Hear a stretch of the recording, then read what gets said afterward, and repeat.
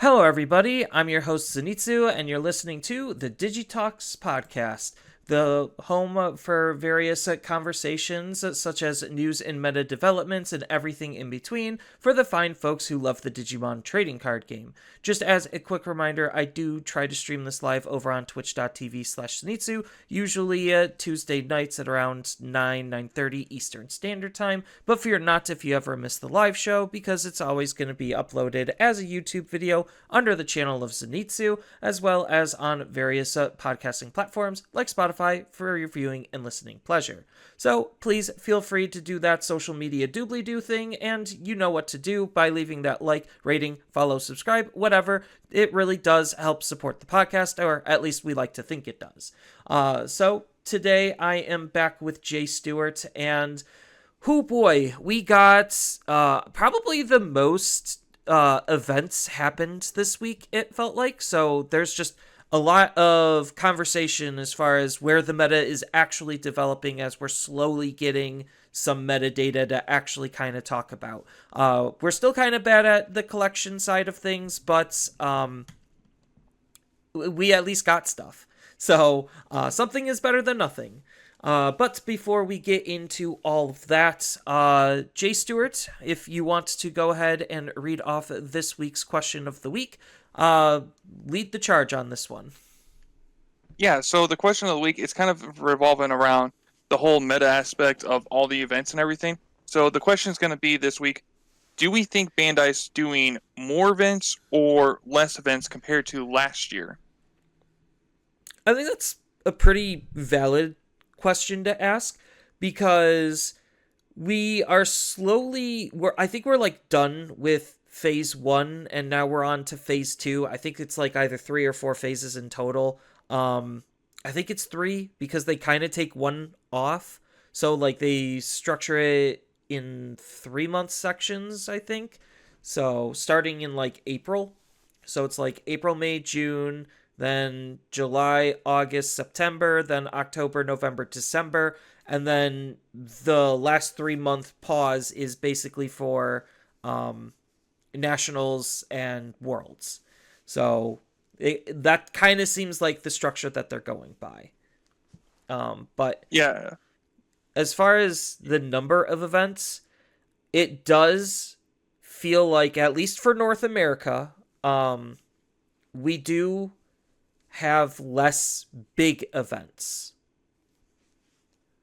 yeah, they definitely that's kind of the vibe I've also been getting too. It's like, because it doesn't seem like there's a lot of big events that are happening at all. I think there was like, what, for North America, there was the Niagara Falls one this last week, but I don't know if there was any others. And of course, they've increased a lot of the store championships and everything, or the store regionals, however you want to call it. And to me, it's like the fact that the numbers on those are so small of events, like in people that can be there, versus like how the big events could hold like 250 plus people and everything. And already, like, just one of those big events is like, what, give or take 6 or 7 of the, or actually 8, like 8 store, like regionals size put together. And I get what they're attempting to do with it, because if we look at what we currently have had as far as events this year, the majority of them are in person versus online. So it really seems like they're trying to phase out online. And unfortunately, I think like that's not necessarily the greatest move to make, because we started and had a very strong online scene, because of like COVID being at the very beginning of when this game first came out, and like the first nationals was online, and we've always had like a really good online showing when it comes to the attendance of events. And it feels like they're trying to take that, not necessarily take it away, scale back. And I feel like with how low effort that is actually needed to run an online event, I really don't understand why. I mean, I do, but it just, it feels like they could still support the big tournament scene as much as they have in the past versus now, where it definitely feels like they're trying to delegate the bulk of it to store regionals, which not everyone is going to go to, and not everyone is going to attend, and not every state is going to have one. So I think it just puts competitive Digimon in a really awkward position where you have to be willing to travel a lot more in order to actually be competitive, because we used to have like an event almost every week or every other week, and it feels like maybe now we get one every other week to every A month. month. Yeah.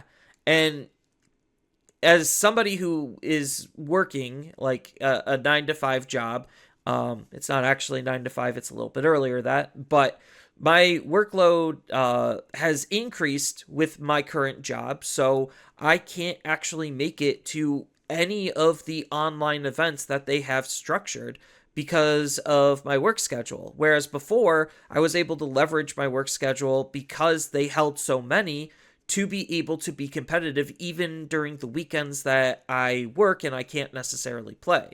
And like, even though this is the year I'm trying to scale back myself from competitive play, just the fact that the options aren't available is alarming to me personally, because we Yeah, and did have greener pastures. I think the other really weird thing is the fact that we have necessarily, well, like in North America, we have essentially two nationals now every year. Well, at least this year, give or take. So when they announced that, I thought, okay, well, they're got to be doing like a lot of events and everything if they're expecting a lot of people to be going to these. So But it just if kind of seems like it at the same time. yeah, if you like do some rough math, let's just say, being generous, we're gonna round up. There's 50 store regionals. I know there's like 42 or something. But just again, being general for math's sake, let's just say there's 50 store regionals, and let's say at worst, 2 people from each store regional gets their invite. So that means there's 100 players, plus if they run a couple of online events, or just events in general. Let's just say they run a total of 10 of them. That's 10 times, it's what, top 8 gets 60. there? Yeah, it's top 8 that gets theirs. So that's an I thought it was additional 60. 6. Uh, Either way, just for math sake, let's just say top 8 gets invites. Um, so that's an extra like 60, 80 players. So Nationals is going to be around 200 to 250 players, and like, and on top of the fact that it's split. So what if you use your invite for one, you're not eligible to go to the other one, and because you already have your invite. So it does make the competitive scene a little bit awkward, because they're still figuring out how this is supposed to go, and if they're still figuring out, how are we supposed to know? And it just, it feels very muddy in a sense. And um I think it's just the growing pains of being unified. And I think, like, honestly, we're seeing the effects of Bandai running too many games, because they only have so many TOs, is the, like, the actual crux to the problem. They only have access to so many TOs to run every single one of their games, and if each TO has to run bare minimum, let's just say 3 out of their 7 games, they're already stretched thin based on what is being supported. So, and not everything is going to be supported equally. I think like either Dragon Ball or Union Arena is probably going to be the one that's on the bottom of the totem pole. Um, but regardless, the fact that Bandai is doing too much and they have too few TOs is part of why it feels like Digimon isn't getting the full love and in the competitive scene that it should have and has had in the past. At least that's my take and my perspective on it. I could be 110% off base, but this is just what I'm feeling based on the information we have available to us.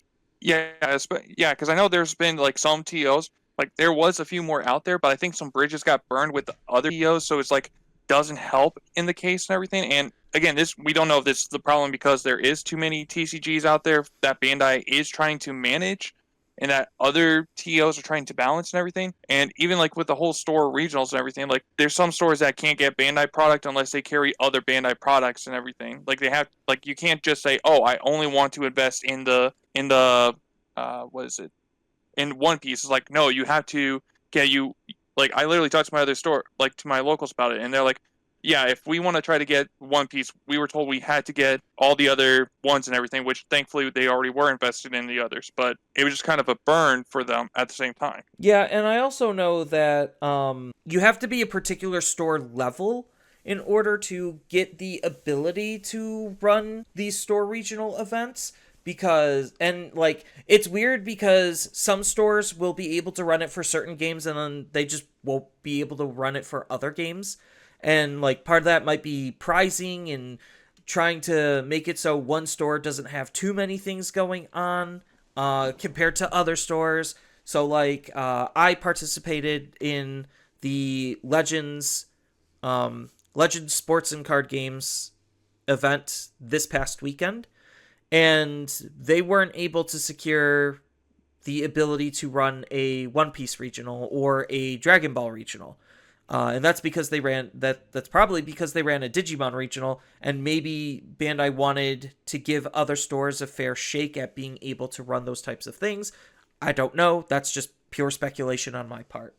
Yeah, and it just really seems weird because it's like if a store could run potentially all three events and everything, it's like all three of those, like of Dragon Ball and One Piece and Digimon and everything. Wouldn't that only encourage the stores to carry your products more and everything if they have the potential to run those events?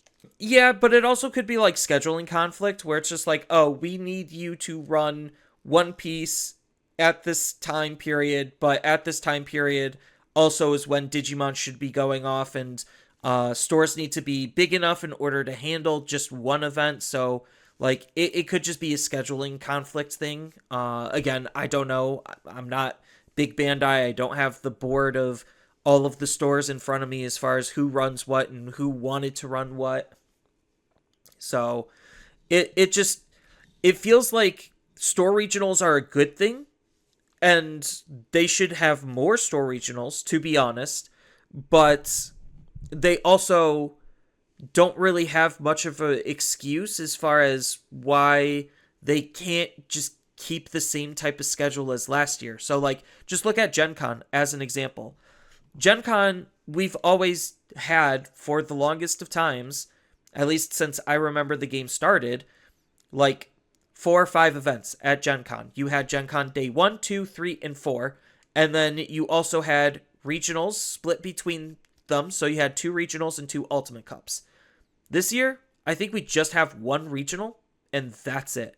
And I'm like, that's a huge scale back because that was a good opportunity to be able to grind the event structure for both of those events if you wanted to try to, one, have a better shot at getting your invite, and two, have some good games in person with people and potentially newer people as bypassers to a large convention. And then by extension, it's interesting that they don't leverage that same type of love to something like Origins, because Gen Con, sure, yes, it's the number one biggest TCG or like tabletop convention in the US, but Origins is number 2. So I don't understand why they wouldn't want to go after number 1 and number 2. Granted, Origins already happened. But yeah, I don't know. I have no idea if they're going to attach themselves to like anime conventions again. Maybe. I don't know. Yeah, because I remember like the very first year of Digimon, it was like the very first event and everything. They were like down in I think it was Dallas, Texas or Arlington, Texas, one of the two that I went to, and it was like this was keep in mind this is when they had just Dragon Ball and Digimon, and it was like kind of tied into this convention for a an anime pop shop or concert kind of thing that they had going on, and I can't remember what it was called, but it was like I think it was just called a Digimon Con event because we got like the Digimon Con promo cards they announced, but we also got like a bunch of reprints. Like this was like the first time that they gave out a big Pulsemon promo uh handout and everything, and a few other like really important cards at the time, like Slash Angemon and everything. I really wish I can remember. Oh, and like the Diaboromon token was in that too.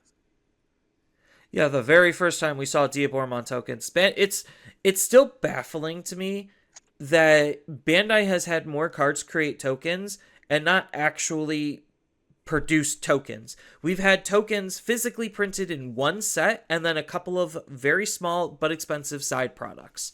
And it's like, what are we doing here? Like, is it really that difficult to insert a pack filler for tokens? You used to do that with memory gauges, like, and you did it once in EX7 for that.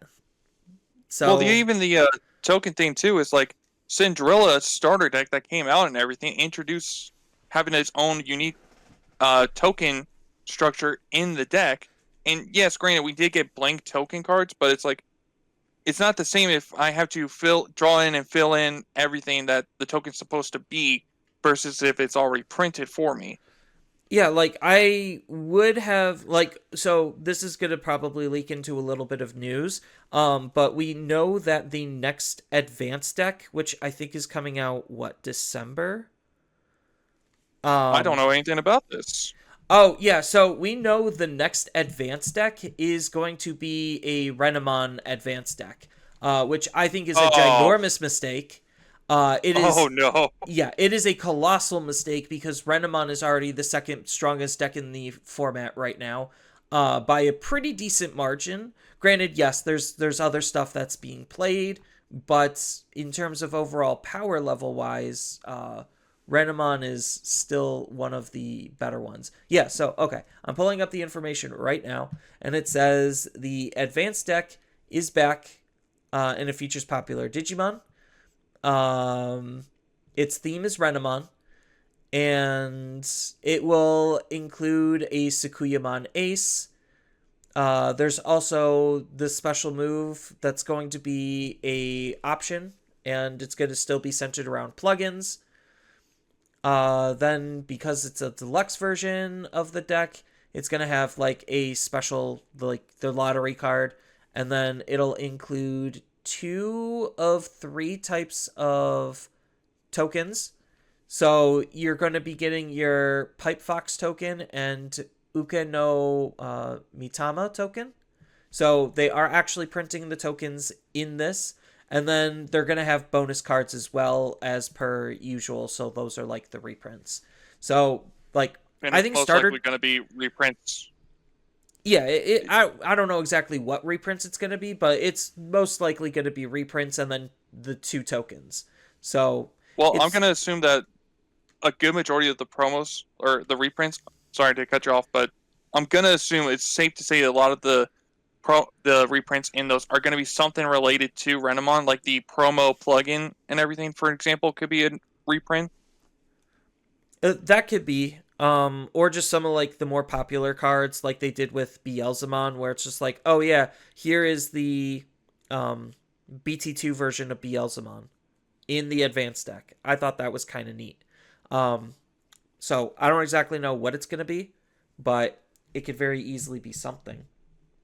Yeah, and I know like the very first advanced deck, it was all like Entmon, Beelzemon themed and everything. And the Rapidmon, it included Magnamon that you couldn't really use with the deck. So I don't know if they're going to do something like that with Renamon, where there's going to be like a couple of brand new promo cards that are not necessarily meant for Renamon, but for something that's going to be like maybe a Guilmon or something, or Rapidmon himself. I don't know. Yeah, I don't exactly know what they're gonna do. They change it up every single time, so there's no like hyper set formula to follow to like actually say this is gonna be getting reprinted. Um, but I think that going forward in starter decks, they should print tokens for free. Like, I mean, it's not free, but it's basically free to them.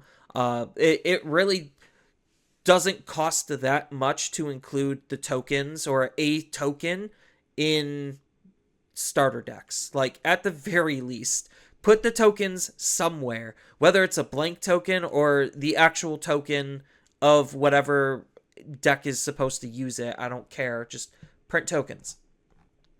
Um, and then as far as the new Ultimate Cup stuff, uh, it looks like they're scaling back Ultimate Cup pricing too, because there's no Mega this time around, because we get the Gumdramon from BT21 and his BT21 line. So you get a Restridramon, which, again, mind you, Gumdramon is an uncommon. A Restridramon is a uncommon. And a Restridramon Superior Mode is a rare. And then you also get sleeves, which are of garbage quality because, I don't know. You need a Japanese, second protective sleeves for those. yeah, I 100% would recommend protective sleeves. Then as far as like just some other events, they have a digital monster day. So we don't exactly know what they're going to be doing, but they're doing like some celebration for EX9, and you get a promo version of Agumon, and the winner is just a holographic one. It's just a nothing burger of an event that they're wanting to put on, so it's like cool. We don't have any details as far as what it actually is. Outside of that, we do know that Digimon is still a good IP according to Japanese data. I'm just going through like my news segment in terms of my news channel. They also are starting to do BT22 reveals. Also, weirdly enough, Yeah, actually, so they while have doing BT EXA or EX9. Yeah, I find that to be a little weird where we're not even done with EX9 spoilers and they're already doing BT22 ones, and I'm like, I get it. Sets sometimes are pretty close to one another, but one at a time, Bandai. Like, what are you, Wizards of the Coast, trying to show off Final Fantasy cards before Dragons of Tarkir comes out? That was a thing that happened. If anyone's into the Magic scene, like Dragons of Tarkir is the next set, or was the next set at the time, and then they were already spoiling Final Fantasy cards, and that completely overshadowed um, the new Tarkir set. So they literally were also spoiling two sets at once, and it does nothing but cause player confusion, and I think they need to like chill on that. But the cool thing is we're getting the adventure villain from the 2020 adventure show as like probably a secret rare in the set. It's most likely the second secret rare. Yeah, I, because it looks like it's gonna have like a Raremon line and the Eismon line. yeah. So it's EX9 is looking to be a very interesting set, I'll say. So far, personally, I'm not super hot on it as a set. I think like there's some cute mechanics. Like I think training is a really fun thing because we haven't really had a mechanic like this where you could just have a way to stack your own sources. Granted, they're face down until they're flip face up by abilities or whatever. But we're still waiting on payouts for training, and I think it's an interesting mechanic. I like it, but as far as the overall power level of the set, it definitely doesn't feel super high. Granted, EX sets generally aren't supposed to, outside of like one or two privileged decks, but it doesn't really have me excited, unfortunately. Yeah, because I think the only payout we've seen for those face down cards is the Machine Dramon in it, but that's really it for the most part. Like the face downs for the most part so far have only shown like, oh, it's a way of use to protection by discarding them, or you get additional bonuses like with the level 5s of deleting stuff based on the number of face down cards. Yeah. So I think like with all of this new information, Digimon's definitely in a really interesting spot.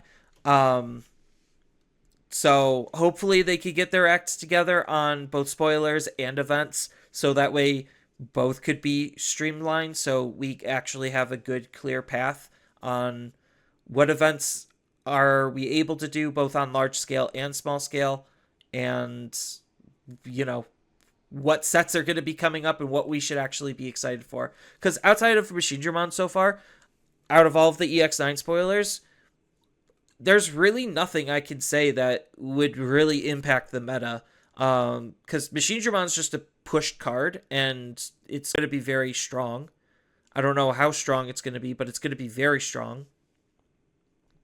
Yeah, and I Um, think the other weird thing is that all the other like version decks and everything, they didn't so far no other megas have been revealed for them, and it's only been just Machine Dramon that's been revealed for these version decks. so there's a high chance that they're not going to have megas because if you think back to the original like Digivices, I'll just call them, or VPETs, the original ones didn't have megas programmed in. Yeah, you're actually right about that. So So there's a high yeah, chance we just don't. And the only megas in the set is probably going to be like the Omnimon Alter B that we know is going to be getting some support. Kreskurumon, like the Alter B stuff and the villain stuff. Like that honestly feels like those are going to be the only level sixes in the game from that set. yeah, and the fact that Machine Dramon in that could also just evolve on any of the DM trade Digimon, so it's like every single version deck could easily run it, and it's going to be a very sought after secret rare then if that's the case.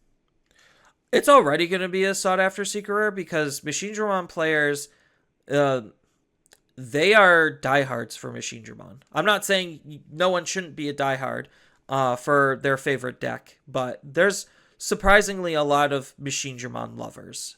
Um, and I mean, he comes and goes. He'll get some support. Everyone will be all hot and bothered about it. And then he'll prove to do nothing sometimes or actually be really strong and competitive. Um, and then he'll go away once the waterfall flows him down through the river. And we'll be on to the next thing until they decide to put more support for him again. But yeah, honestly, like looking at the current meta, I think like giving Renamon an advanced deck right now from a meta perspective is an absolute nightmare because that is kind of telling that they really don't want to do anything to that deck, and I think that deck is incredibly toxic. Yeah, I could definitely agree. I mean, I haven't really faced off against a Renamon deck, but just seeing gameplay or hearing other people talking about it, it's just like it sounds like it's a bad time for the most part. Well, yeah, so we'll probably get more into this with the whole meta thing, but like just to kind of preview it, the deck is just kind of doing what Mirage was doing, where you try to race the opponent out of raising to get to your level 6 or 7, and then floodgate the opponent out of the game, and then while they're floodgated out of the game, you're going to continue to establish board dominance and then just kind of win the game because they weren't able to actually play the game. So that's essentially the gameplay loop of Renamon, where it's just like I'm gonna do a whole bunch of stuff, digivolve for nothing, pay very little for my cards, if anything at all, go all the way up into a high level Digimon to then tell the opponent, no, you actually are just not gonna be able to play the game from this point forward. So yeah, Renamon is a very good deck. She has put numbers up. I think she put up some numbers this week as well. So I guess we could kind of use this to transition into the metadata. So I'm still working on collecting some metadata. As far as when was I gotta look at the calendar. uh, Last week was the 12th through the 18th. So that means okay, I'm starting right here.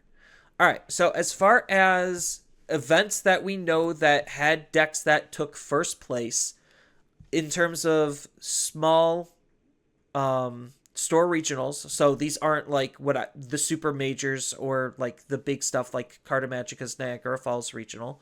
Um, so far as what I can gather that was reported, we had two Megidramons, one Royal Knight, one Sakuyamon, one Hina Dragons, and one Three Great Angel that took first place. And I also think like an Ancient Guru also took first place. And if anyone's curious what won Carta Magica, it was Sakuyamon. So Sukuyamon took the biggest event that we had in the past couple of months. So yeah, it just goes to kind of show and levy the power of the deck, and I actually do have the Eggman events for it, so we could look at that more concretely. You Um, said Hina Link Dragon yes, actually won. yes. I need to see this. Like, I know Um, the level 6s were pretty good in themselves, but I mean, I think this is the first time Hina Dragons have actually, but not only just topped in general. yeah, I think there was a YouTube video on it, and I didn't do too much digging into that. Um, I probably should have, but most people don't generally do those like first place deck profiles justice at all, and they usually are very poor quality.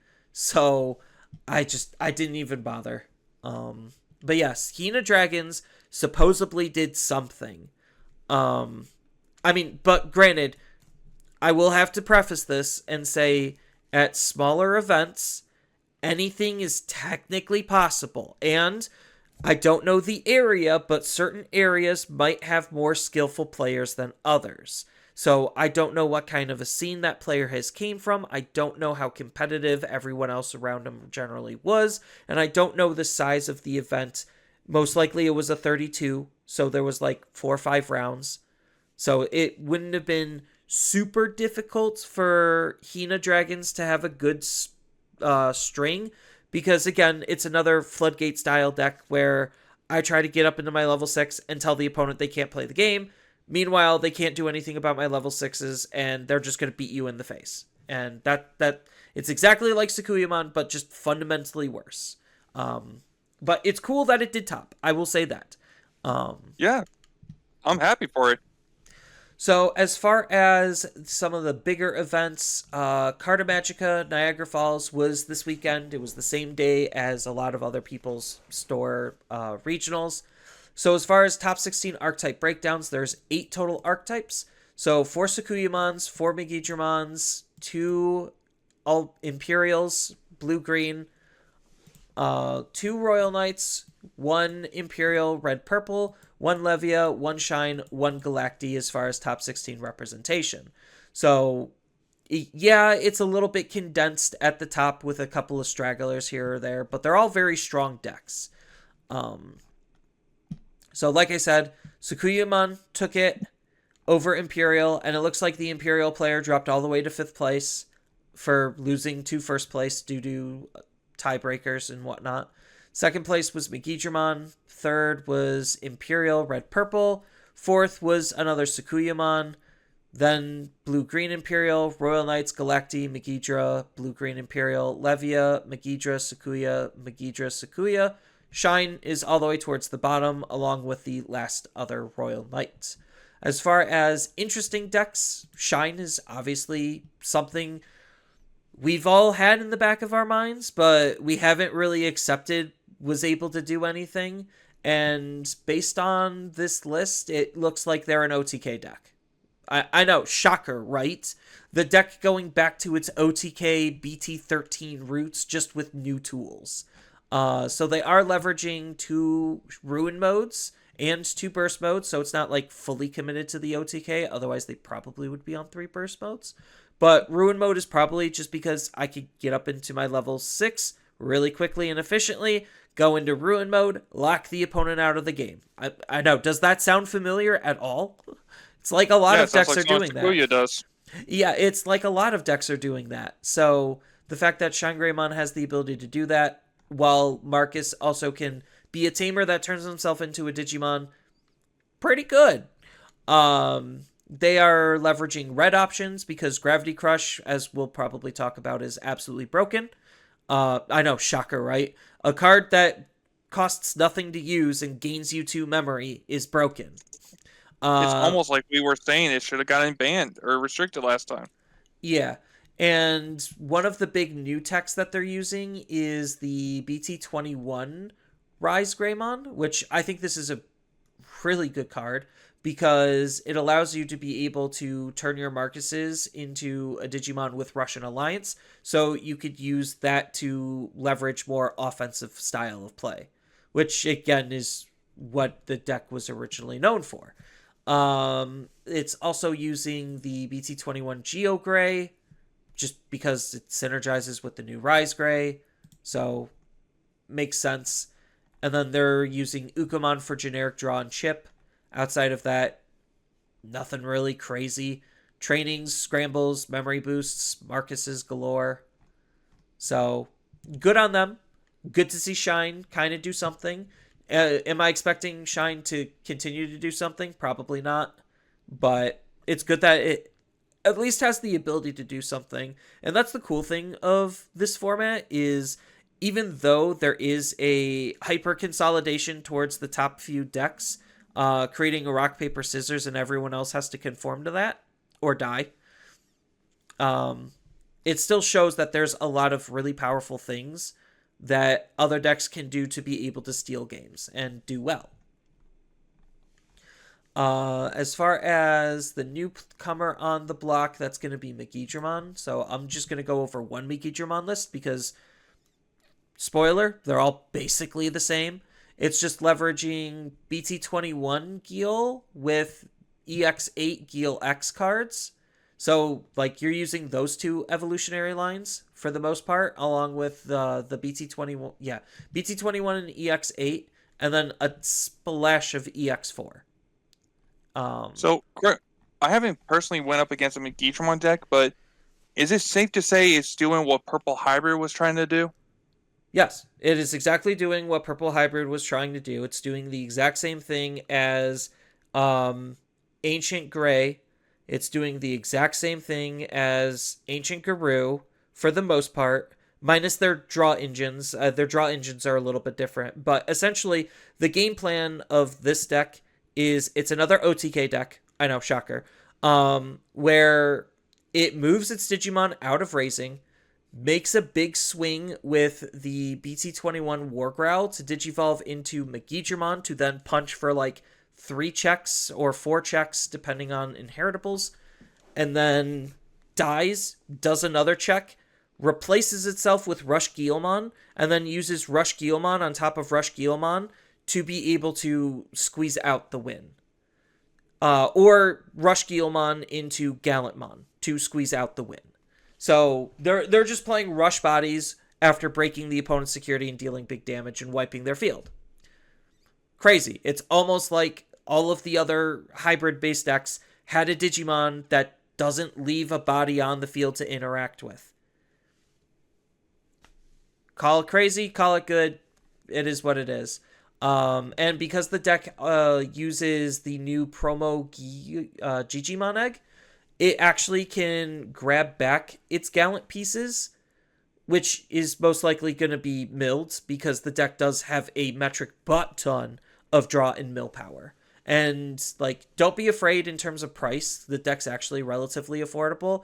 You don't need to run Medieval, and you could even scale back on the BT13 and promo Gallants. So, because once you see one, you could just grab it back. It really doesn't matter. And then the deck is just using, like, hey, I'm going to use memory boosts and trainings and memory gaining options and, like, just cards to retrieve stuff back. It's just a very clean deck.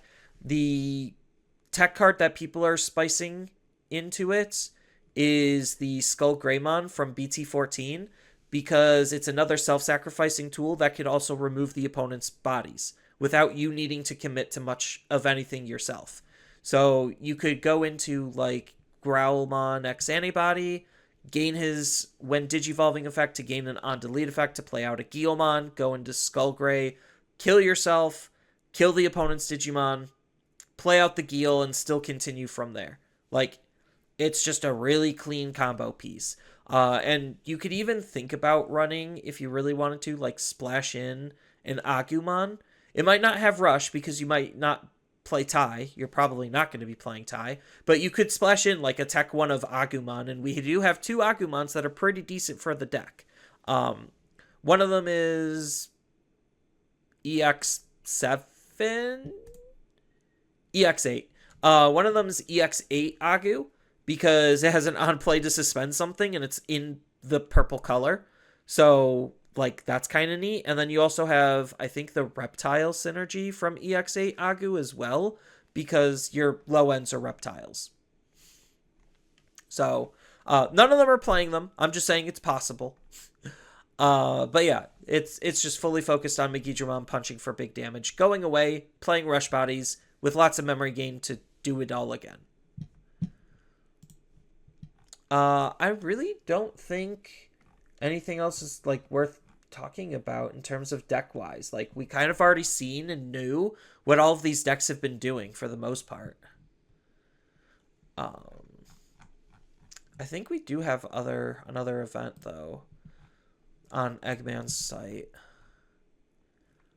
France. So we have the France finals, which Megidramon took as well. Or Megidramon took this. Or no, Gallantmon took it. Megidramon came in second. Sukuyamon came in third. And the most surprising thing was Mastymon came in fourth. So I guess that's the only thing that's worth mentioning is Mastymon. And yeah, it's Mastymon. I really don't know what to say. They're leveraging a lot of the EX8 and BT11 tools, which are the majority of the good stuff, on top of a little bit of generic yellow vaccine low end. So it's like their yellow vaccine low end into your mid stages, which is the same stuff that we've been playing with for a while between, again, BT11 and EX8. With a couple of other tech cards splashed in. And they basically just replaced the starter deck Mastimon with the new promo Mastimon. And boom, the deck is updated. So, cool that Mastimon was able to do something as well. But again, we'll see, like, in the top 16 archetype breakdown, it's mostly the same decks. Megidramon, Royal Knights, Imperial, Sukuyamon, Leviamon, Gallantmon. Like, these are just the meta mainsteads. And we've kind of already can see this with what's winning store regionals as well. So there's not really that much room outside of that core, like 8 decks or so, that's actually being proven to have good, consistent toppings. Yeah, because I mean, I know I was kind of excited for a Galacticmon and everything, and I know one of the players that went to the Geekery, he got 7th place with Galacticmon, but Galactic kind of, like, as powerful as it seemed, especially with its option card, it doesn't seem like it's able to just keep up with everything else. It's really good into a lot of B tier decks like hunters and hybrids at this point because like the big power structure of what Galacti is doing is being able to be one of the most efficient decks to delete tamers. So this is probably why you're never going to see adventures top an event like ever or very rarely. I think adventures is strong, but you kind of just automatically lose the second you see a Galacti because Galacti will just pop 2 tamers and then you basically are done. The game is over because all of your effects require you to have the different colors. And if you can't keep your tamers on the field because Galacti can just pop them, you're just not actually playing the game and you're not a real deck. So like Galacti is a good gatekeeper deck if you just want to be that. But we do also have some other metadata. I like seeing this. I really do because we as like we in English need to do better at like getting data. So the Gamers Alley and Legends were able to give us a bigger picture in terms of the data sets. So as far as the Gamers Alley store regional, their top 4 was Deep Brigade, Ancient Guru, Adventures, and Shine. I don't know what won that event. Now that I think about it, I think it was Ancient Guru.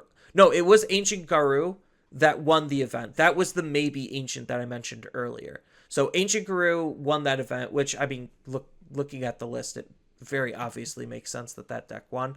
But they also do have their breakdown. So the most represented deck was Armors, Sakuya, Megidramon, Gallant, and Virus Imperial, followed by Purple Hybrids, Hunters, Royal Knights, and red hybrids. So those were the majority of their decks. Um, and like you could kind of see some of the other ones. There was a lot of different decks, and then I was also able to get the Legends Store Regional, the one that I participated in. I'll probably make a separate video. Like I'll talk a little bit about my experience here, but I'll probably end up making a separate video on that. And we had a pretty decent spread.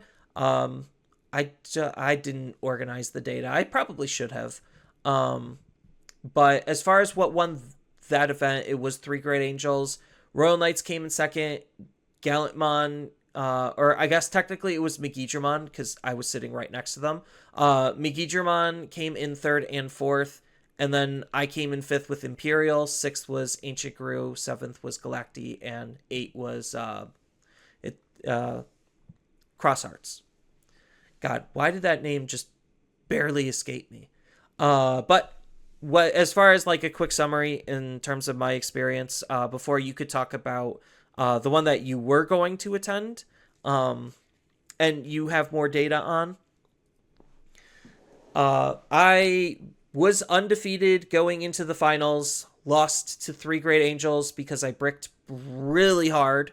Like in game 2, I had to hard drop a level 4 Digimon, and let's just say it did not feel very good. um, yeah, so it was that bad of a brick, and anyone who knows anyone that's on Imperial is like, maybe you just shouldn't have done that, and I'm just like, probably. But anyway, I lost mostly due to me bricking. The player was still very good. I did make a couple of misplays that could have helped change the outcome, but yeah, I lost regardless to Three Great Angels in the finals. Bumped me all the way down to fifth place. It was a 4-round event because the Megidramon players ended up tying. Or no, yeah, it was the table next to me was Royal Knights versus Megidramon. So that match ended in a tie because Royal Knights can stall pretty well, and it has good defensive tools to be able to stave off Megidramon. So they ended up tying. First place already had their invite, so second and third place got their invites. Meanwhile, I got bumped all the way down to fifth place and missed top 4 prizing. But it is what it is. It's not the first time it's happened to me. It's probably not going to be the last time it's happened to me. That's why I think, like, from a competitive aspect, as a competitive player, it literally is just a grind. Like, think Pokemon Pocket, where you're just grinding games. It doesn't even matter if you're slightly below 50%. As long as you grind games, you'll eventually have a string where you'll do good. And that's it. So that's partially why I think, like, it's a little unfortunate that there's less events to compete in, because now that means there's less opportunities for a player with, I would probably say my win rate's probably around 52%. Not super high, super crazy. To be really good, usually the best players are at 60% win rate. I know, funny, haha, because of the card, but that's actually the true statistic. If you look at, like, any competitive game, any competitive player, usually you want to be at around 60% or above to be actually good.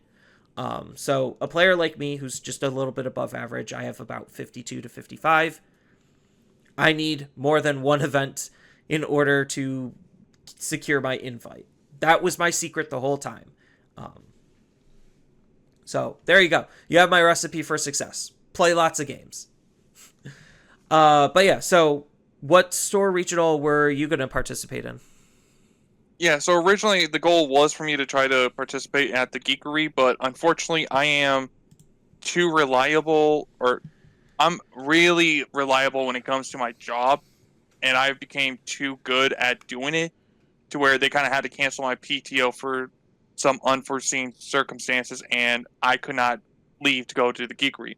But I was able to get a hold of some people that were at the Geekery, and for the top 4, at least for the Geekery, it was Megidramon, Leviamon, Imperial, Blue Green, and Royal Knights were the top 4, and Megidra was the one that won it. This was a 32-person event, so I unfortunately don't know what the other 28 decks were or anything, but most of the time top 4 is like typically what everyone kind of wants to know, so to say. Yeah, and like I said, just us doing data collection is very difficult. I would love to send this to Risu, but I honestly think like Risu probably is just gonna ignore it, even if I do message him. Probably on both of them. I'll see if I can hound him on it. Um, because Risu is the one who has been posting the Digimon side for Eggman events.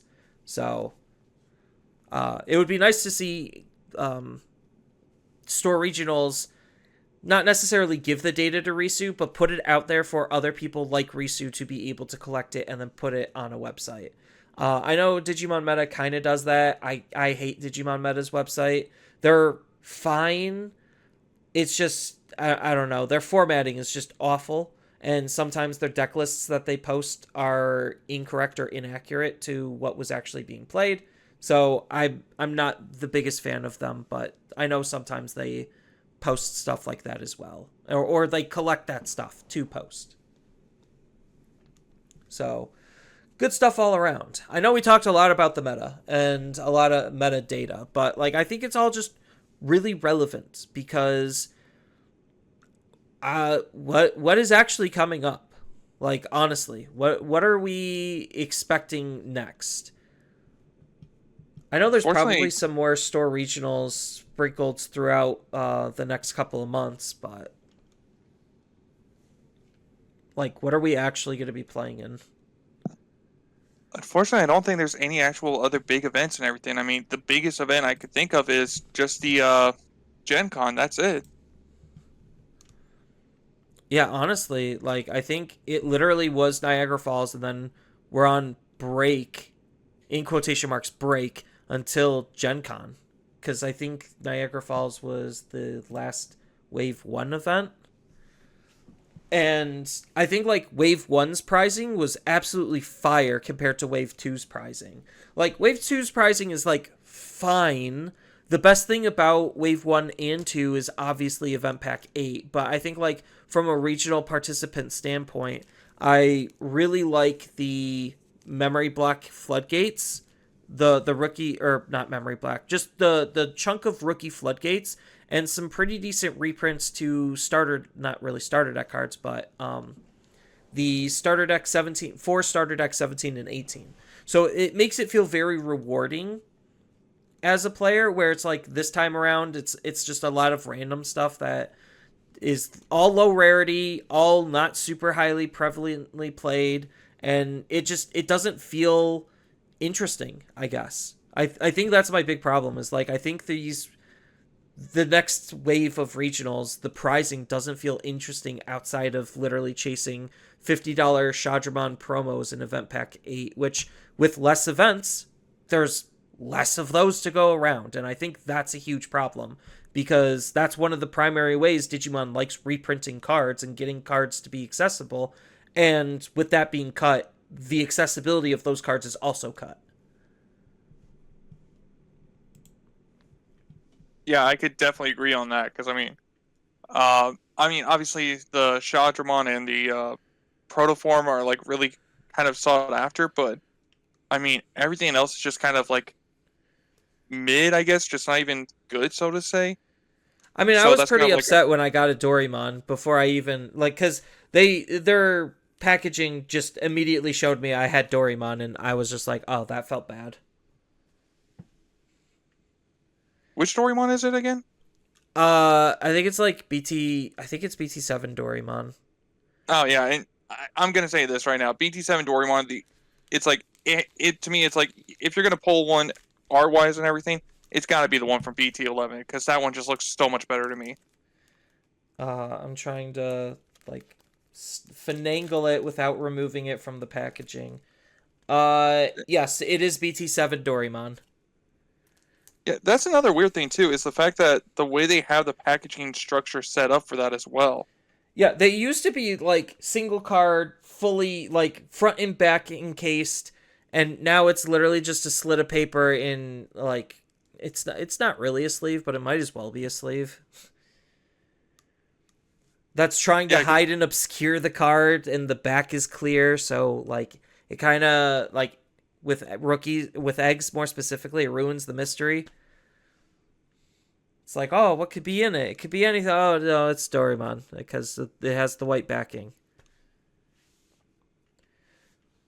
So I was able to get two Shadramon promos, so I threw those up on TCG Player immediately. I don't know if they're how quickly they're gonna move, considering they're still like a $50 card.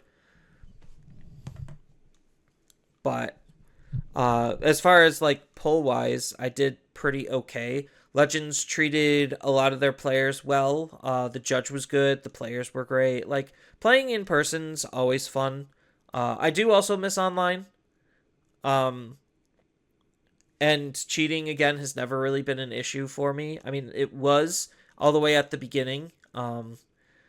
But I think like it's died way down.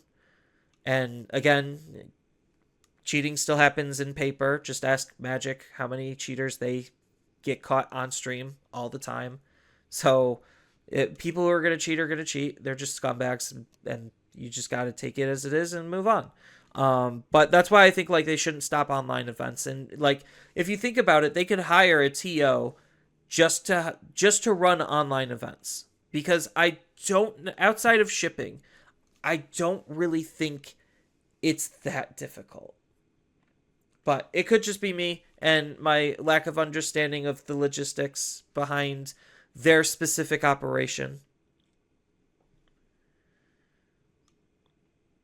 But Yeah, I because I I can't. do miss online events.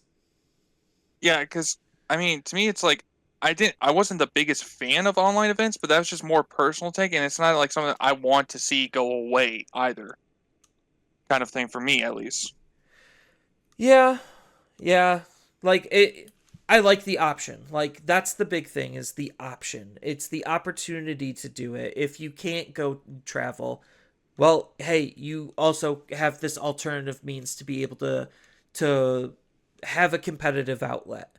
And the fact that what I liked and how I liked to play is slowly fading. Again, it makes me sad when it doesn't need to be that way. Again, it could just be Bandai stretched too thin. It could be the TOs. There's lots of different issues as we already highlighted. Um, but as far as like where this meta is, um, to kind of like start wrapping things up, do you? I don't know how much you're actually playing Digimon right now. I play weekly at locals, and that's about it. Locals is very small. I'm trying to capture gameplay. But how often Yeah, do you play Digimon?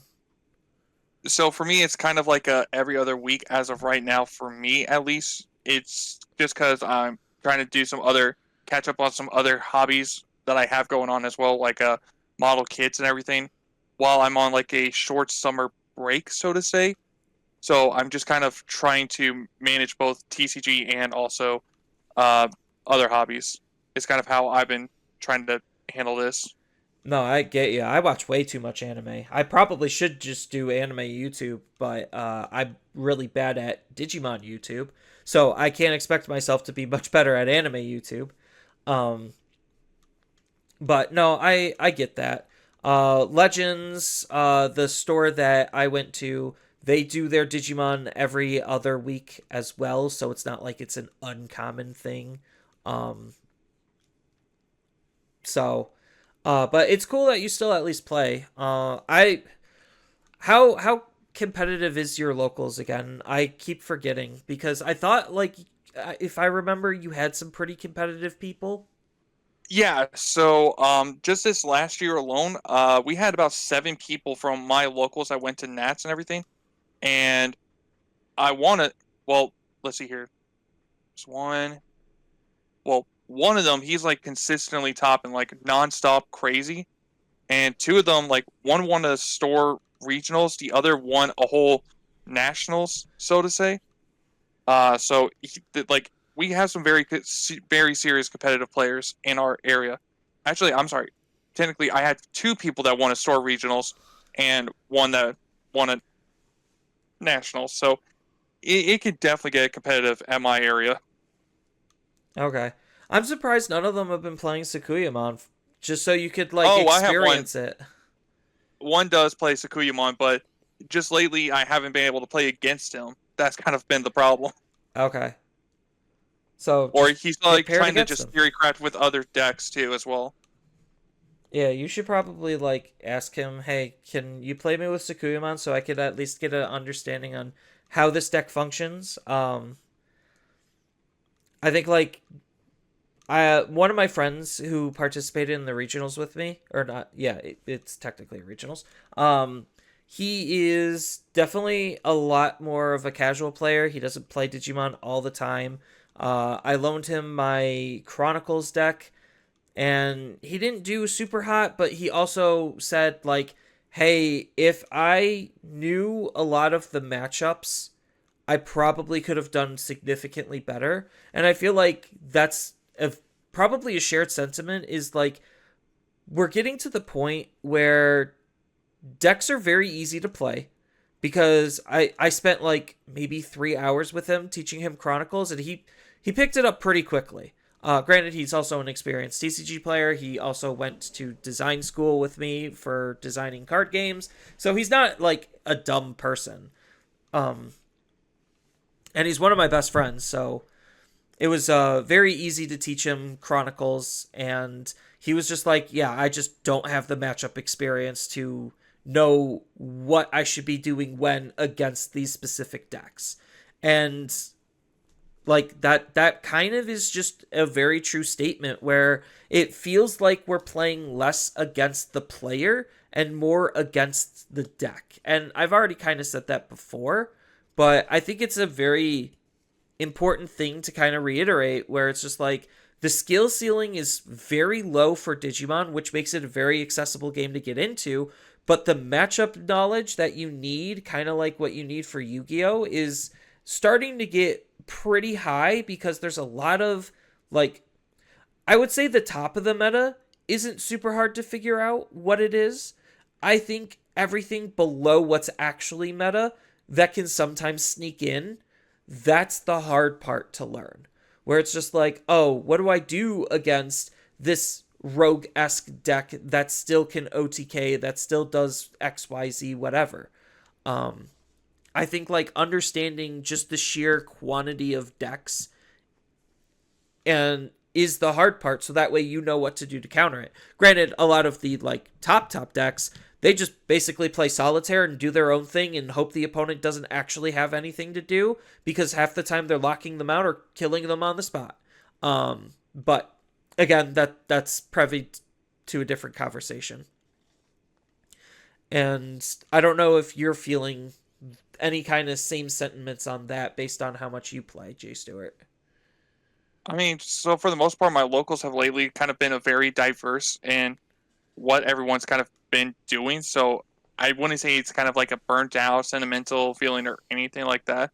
Um, but it's also like the fact that I said that I'm kind of going every other week also right now as well. It's just kind of how like I'm not necessarily getting burnt out by it.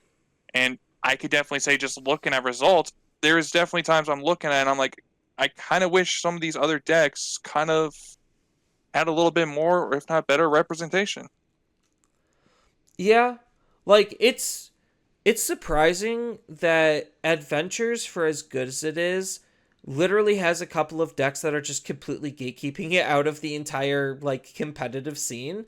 And same thing with Atmon and all of these other fun decks that they want to make and are actually fun to play.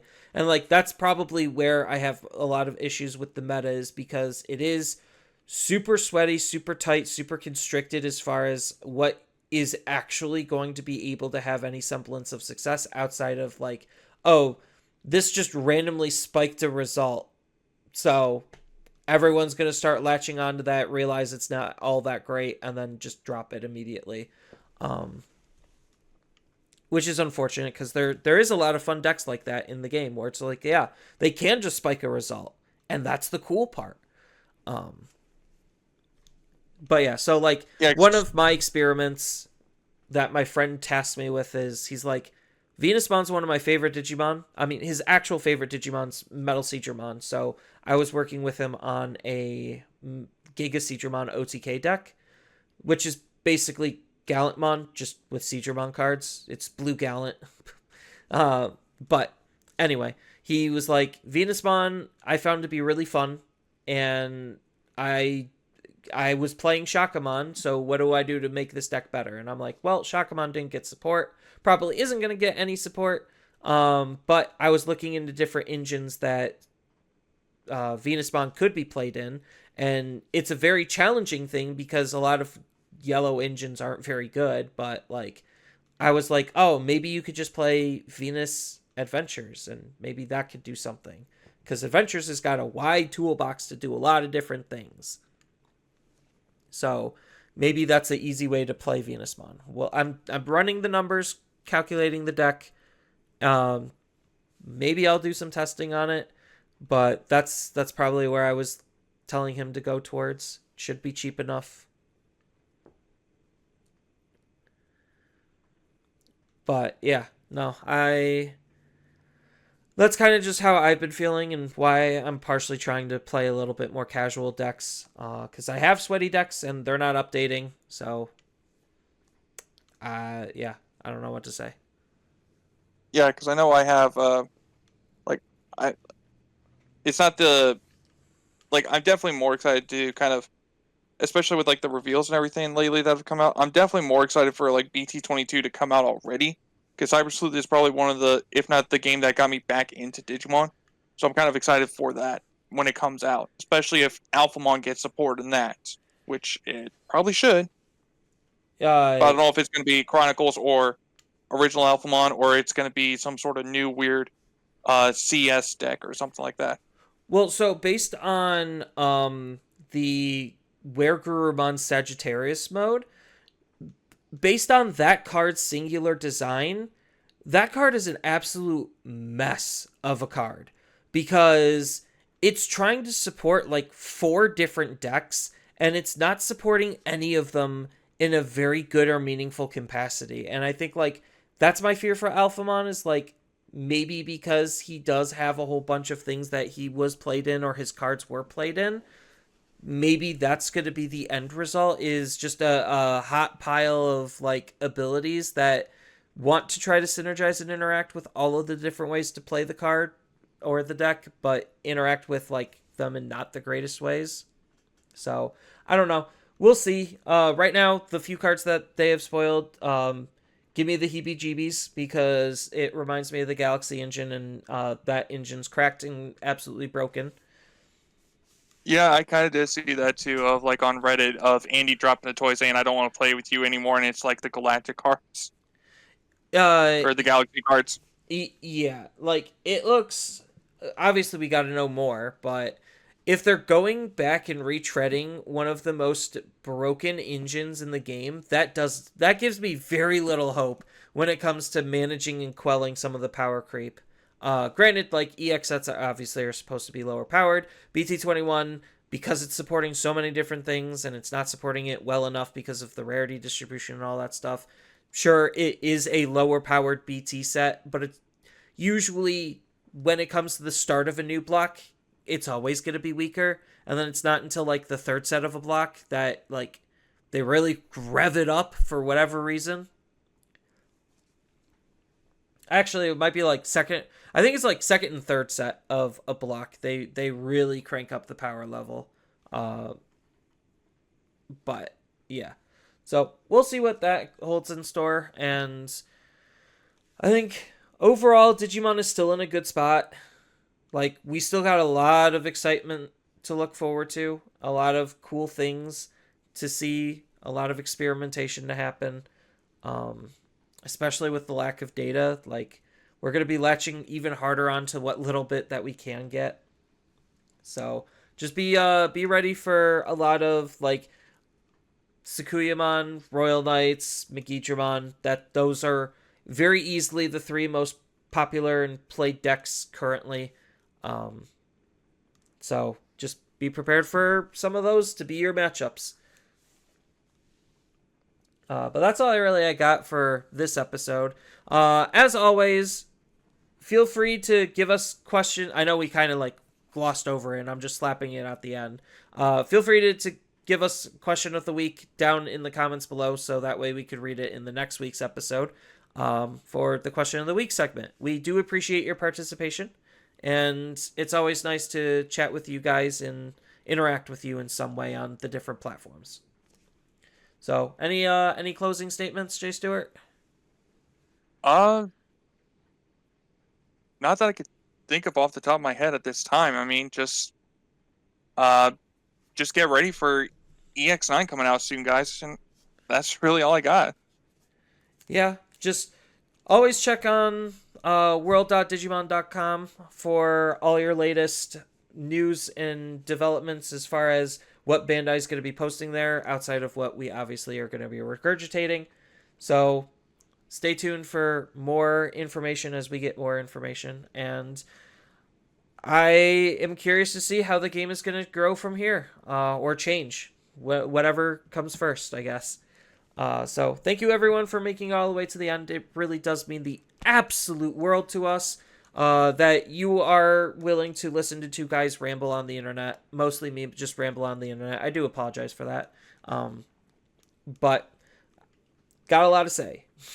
That's all I can say, and I appreciate all of you for listening. So thank you everyone for coming out, and I hope you all have a wonderful rest of your day. Later.